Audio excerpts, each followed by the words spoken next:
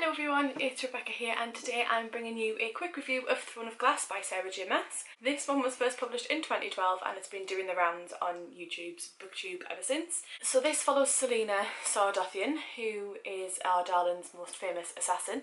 She is currently enslaved in Endovia at the start of this book, which basically means that she's imprisoned for life, essentially until she dies.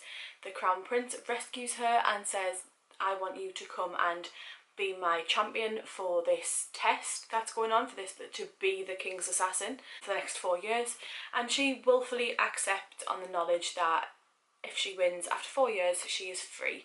So she has to win this competition to then be enslaved for a further 4 years but of a higher quality to then be free. So going into this I was very dubious. I knew how problematic this book could be. I've heard about how problematic some of this writing is, and there are times in this novel where you just sort of sit back and go, really? Is there really any need for that to be said or that to be done? And you do kind of cringe a little bit, but then when you think back to what you were doing 6 years ago when this book was published, for example, 6 years ago I was 19. Oh my god, 6 years ago I was 19. Yeah, if you go back to 6 years ago, for me, 19, as I've just said, I would have lapped this up.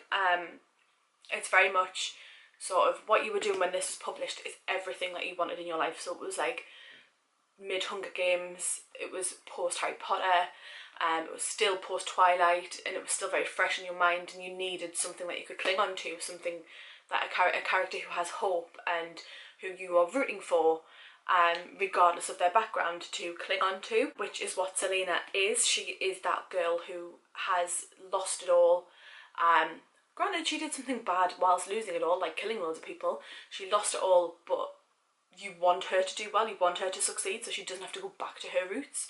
And yeah, that still sort of resonated with me a little bit, so I did struggle initially to sort of get my head around some of the let's face it, a little bit juvenile writing for me.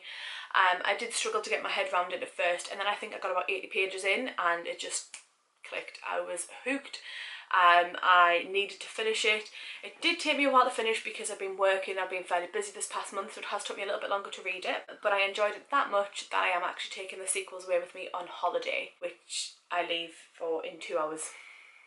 Yay! Yeah, I am planning to take the sequels away on holiday with me because I did enjoy it that much and I just couldn't wait to read them. So I found a quote, and this is on page 55, so this is where I started to sort of, the seed was planted and I was hooked and I just wanted to read some more. So this was in the scene where Cale and Selena are in the library for the first time, and Selena's like, oh my god, all these books. And Cale advised that the last time that anybody bothered to count there was 1 million, and that 1 million volumes of works, and that was over 200 years ago. So then this bit just sort of resonates a little bit with me and my now husband. We are kind of like this. So I am, in this instance, Selena, and she goes, over 1 million books. Her heart leapt and danced and she cracked a smile. I died before I even got through half of that. And he goes, you like to read? She raised an eyebrow. Don't you? Yeah, that is just me and him so much, because I love to read. He's not so thrilled, kind of thing. But yeah, I did just absolutely love this. In the end, I really did like the relationship that blossomed between Selena and the majority of the characters, to be fair.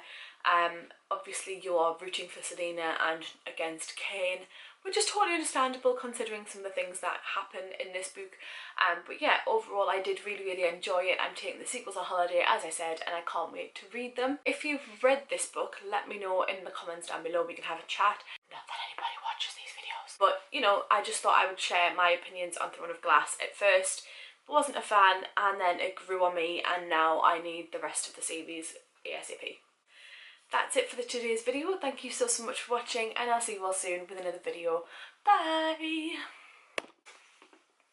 Hello. Ow, that hurt.